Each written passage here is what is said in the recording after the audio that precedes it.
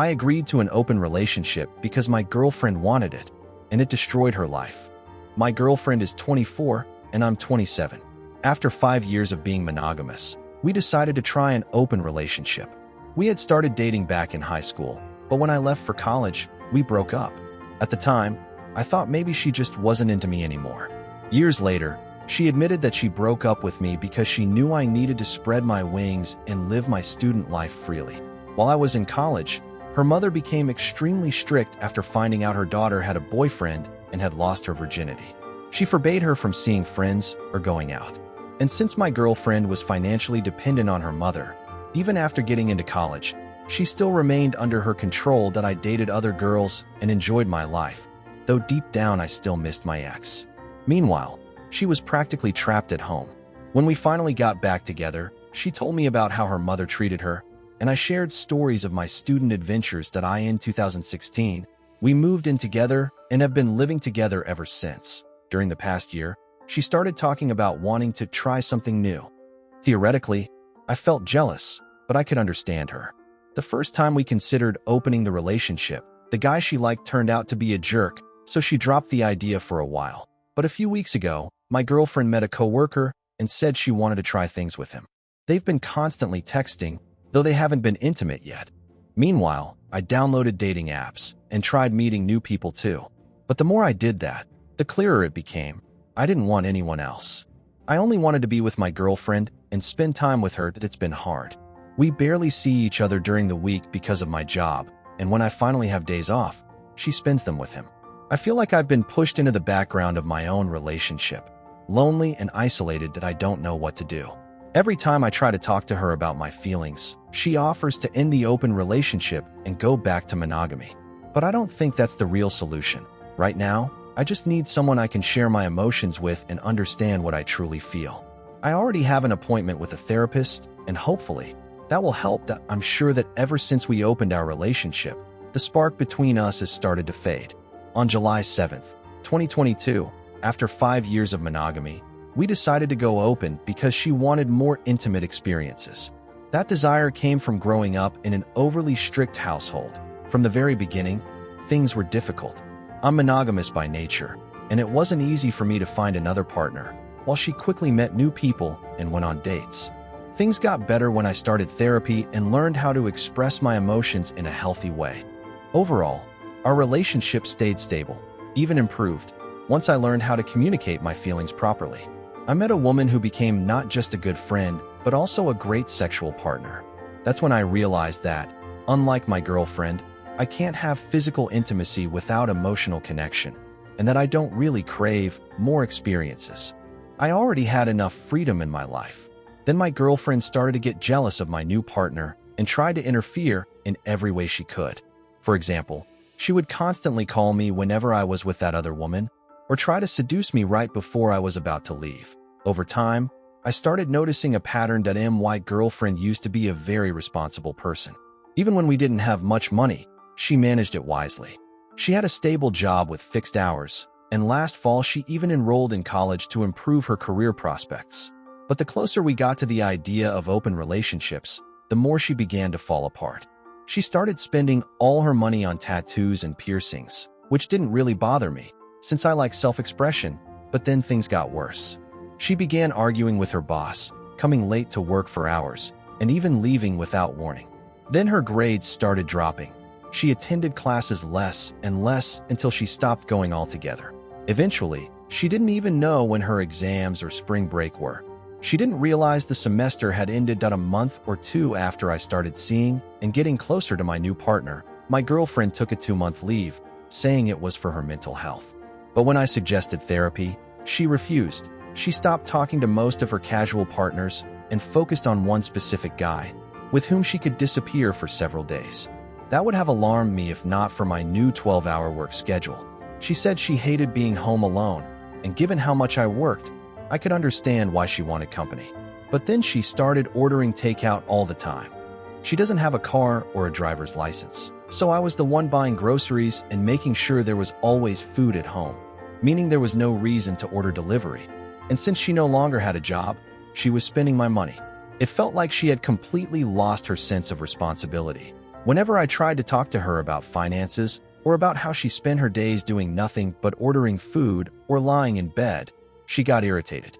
And when I tried to have an honest conversation about our relationship, she just shut down, saying she didn't see any changes and that I was probably just imagining things. Eventually, she quit her job, didn't find another one, and all this made me grow distant, both physically and emotionally. My needs in the relationship were no longer being met. She noticed right away. She thought I no longer found her attractive and got upset that I stopped initiating intimacy. I tried to fix things, to explain how I felt and why it was difficult for me to want to be close. But she took it as if I was just making her the problem all the time. As a result, now we have no intimacy, not even hugs. We still talk a lot, but mostly about her partner.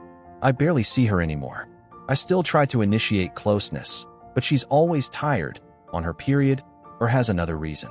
And when she wants intimacy, it's always at the most inconvenient times that we haven't been intimate for almost 2 months. I want to talk to her about it, but every time I bring it up, she gets irritated, threatens to break up, or says it feels like I'm constantly unhappy with her at the same time. She keeps saying she wants to marry me and can't imagine her life with anyone else, which confuses me even more. Right now, my working theory is this: I need maturity in my life. The woman I started seeing is responsible yet fun. She has that balance and sense of fairness. My girlfriend, on the other hand, seems to be chasing only easy fun and availability. Her new partner reflects that too. He has nothing of his own, rarely works, and is always ready for sex no matter the situation. That I don't want to break up with my girlfriend. I remember who she used to be, and I know who I once fell in love with. But I don't like the person she's become. We've talked about the possibility of couples therapy once our finances get better, but to be honest, she doesn't seem very interested in any of this. I just don't know what to do next. So, let's pause the video here. Write in the comments what you would advise the author of this story. And now, let's move on to the update. Update 1. On the very same day I posted the story, my girlfriend got a call from her mother, the main source of her childhood trauma. Ever since my girlfriend moved out, their relationship had stayed very shallow. But during that call, her mother told her that her brother had developed psychosis due to years of isolation in his teenage years. She also admitted that she realized her mistakes in raising her children and then apologized to my girlfriend. That moment seemed to unlock something inside her. She finally let out all the resentment she'd been holding for years. She told her mother directly that she was going to start therapy because she could see herself turning into her, and that was something she didn't want. She didn't want to inflict on others the same kind of pain she herself had gone through as a child. I'm not sure how sincere she was, since she was very emotional at the time, but last week she got a new job, and she's already applying for a second one.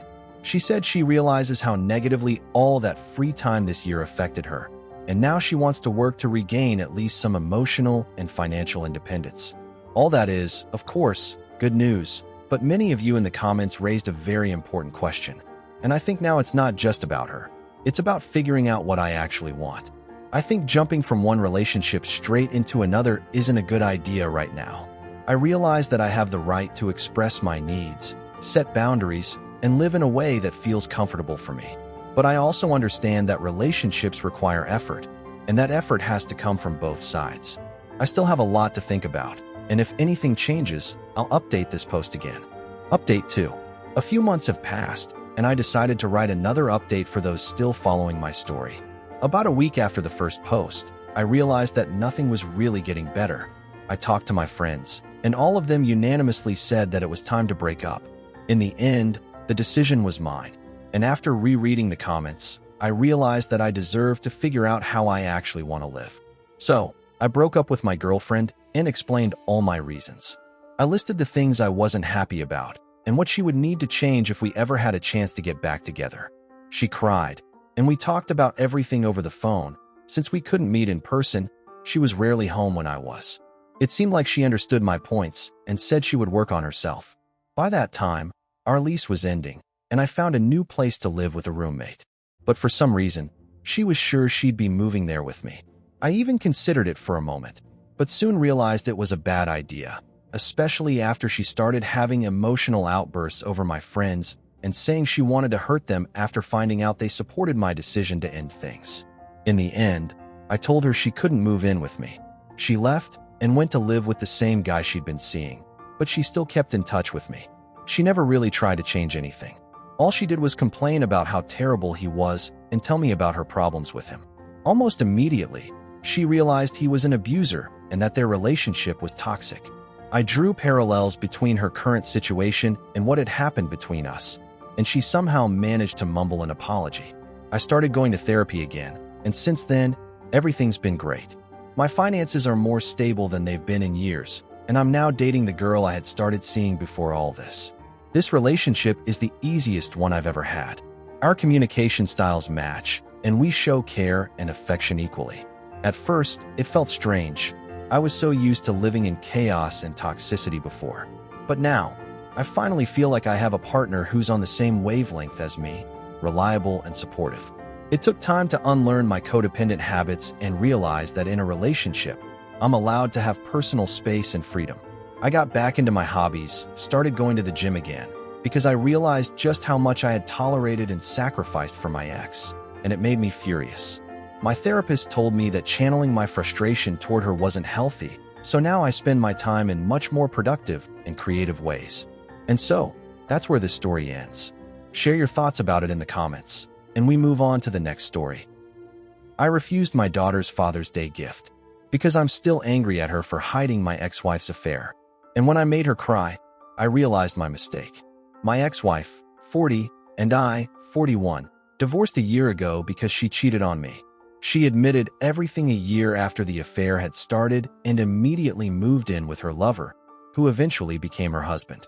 It was a painful experience for me. We have a 17-year-old daughter. She knew about the affair but hid it from me because she didn't want to break up the family. It hurt me deeply that she stayed silent for so long, but I tried to let it go. My daughter apologized, and I told her that everything was fine. Today, she wished me a happy Father's Day, handed me a handwritten letter and a gift. But I wasn't in the mood, so I told her to keep them for herself. She looked a bit shocked, then went to her room. I think she was crying. Was I wrong? Comments. You say you let it go and forgave her, but your actions don't match your words. At least be honest with yourself. Either stay mad or truly forgive her. But don't pretend everything's fine when it's not. She's just a kid caught between two parents. Even adults rarely have the courage to tell the truth in situations like this. And you expected that from a teenager? She needs your support. You're the one who should show her how to keep going when life feels unfair. Sorry, man, but you acted like an idiot. Think about the position she was in. She's your daughter, not an adult responsible for your marriage. Her worst fear came true, and you reacted in a way that made her feel like it was her fault. You should be ashamed. Do you really expect a 17-year-old to choose between her mom and dad? She was terrified that one of you would end up hating her. This wasn't her fault. It was her mother's. You've been divorced for a year, so she must have found out about her mother's affair when she was 13 or 14, still in middle school. How can a child be responsible for her parents' marriage? Update. I felt guilty after refusing my daughter's gift. After reading the comments, I realized I acted like a real jerk. Yesterday, I went to her room and apologized for everything. It was painful to realize that I had made her cry. I told her I never wanted to upset her, and we talked. I finally accepted her gift, and her letter turned out to be very sincere and touching. I thanked my daughter and realized how much it meant to me. I'll keep it forever. We spent the rest of the day together, went shopping, and later in the evening, we went to the movies. She looked happy. That same night, we had a serious conversation. My daughter admitted that she still feels guilty for hiding her mother's affair, because even though she hated her mom for what she did, she was terrified of destroying our family. I told her she shouldn't blame herself. Her mother was the only one responsible. We talked for a while, and my daughter said that the one thing she learned from all of this is that she never wants to become like her mother when she grows up. I agreed and told her that I'm sorry she ended up with such a mother. I also said that both of us need therapy to process the divorce and her mother's selfish behavior. My daughter was open to the idea, so we'll start looking for a therapist soon. So what do you think about this second story? Personally, I believe the commenters were absolutely right. You can't run away from your emotions.